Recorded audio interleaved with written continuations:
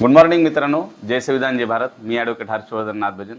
काल आपण एक यूट्यूब, फेसबुक, इंस्टाग्राम अलग अलग माध्यमावरती एक व्हिडिओ टाकला होता, जो होता की नवोदय विद्यालय लातूर या ठिकाणी जी कुमारी अनुष्का पाटोळे नावाच्या 6वीत शिकणाऱ्या विद्यार्थिनीची आत्महत्या की हत्या या अनुषंगाने होता.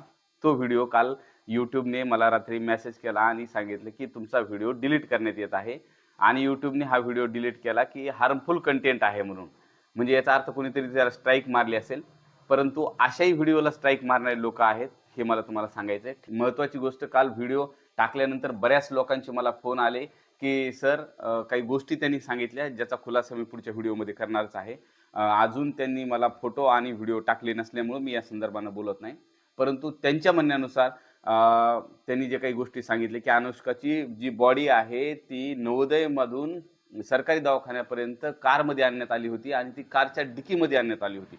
खरं तर एखादी सुसाईड अटेम्प्ट असेल तर हँगिंग बॉडी असते आणि या बॉडीचा पंचनामा त्याच ठिकाणी केला जातो, परंतु असं असताना त्याला बॉडीला खाली उतरण्यात आलं आणि सांगण्यात आलं प्रशासनाकडून की ती जिवंत होती म्हणून आम्ही तिला दवाखान्यात नेलं. मग जर जिवंत होती तर जिवंत व्यक्तीला कारच्या डिकीमध्ये आणलं जातं का? आणि म्हणून ह्या सगळ्या गोष्टीच्या खोलवर आम्ही जाण्याचा प्रयत्न करत आहोत.